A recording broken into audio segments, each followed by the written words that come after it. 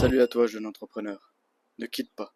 Jomat Food! J'étais tranquillement posé sur ma terrasse, en train de contempler le ciel et les nuages, quand une question m'a traversé l'esprit, pour changer, et la question est la suivante. Quelle est la différence entre quelqu'un qui travaille avec des poids libres et quelqu'un qui travaille sur machine guidée? Je préfère te dire tout de suite, il n'y a pas de débat. Dans tous les cas, les deux sont bien, ça va dépendre des objectifs de chacun, comme toujours. Tout ce qui est prévention, longévité, progression et divers paramètres, déjà faut poser les bases. Quelqu'un qui est fort sur poids libre sera fort sur machine guidée.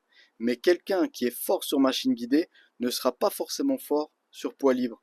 Pourquoi? Parce que tout simplement, celui qui travaille sur poids libre travaille son gainage, travaille ses muscles en tant que stabilisateur et sait maîtriser les charges dans l'espace. Par contre, celui qui travaille sur machine guidée pousse que sur un seul axe. Il n'a pas à gérer toutes les contraintes de stabilité, etc. Et l'axe de la machine en question est déjà défini. Donc pousser dans cet axe ne serait pas forcément la trajectoire naturelle pour ton corps. Prenons par exemple une personne qui a de grosses performances sur machine guidée. Tu la mets sur des poids libres. Qu'est-ce qui va se passer à ton avis? Simplement, toutes ses performances vont chuter, ce qui est tout à fait normal, parce qu'il faudra travailler la technique. Par contre, tu prends quelqu'un qui est fort sur poids libre, tu le mets sur machine guidée, en fait, il n'aura pas à faire ce travail technique, il aura juste à pousser.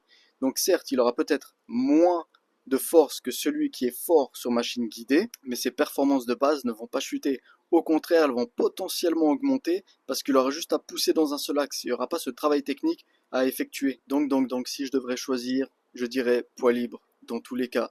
Parce que longévité, prévention, travail technique, en fait, tout est long, mais tu te brides volontairement pour durer. Et ça, c'est de la prévention parce que ça passe avant tout. Après, bien sûr, il y a plein d'aspects qui rentrent en jeu, comme l'adhérence, le fait d'aimer ses entraînements. C'est comme la diète, sinon ça peut jamais durer. Les objectifs de chacun, les performances à atteindre, etc. Donc voilà mon avis sur la question. Je préfère être fort avec du concret qu'être fort juste pour être gonflé. N'hésite pas à me donner ton avis dans les commentaires. Et sur ces belles paroles, à la prochaine.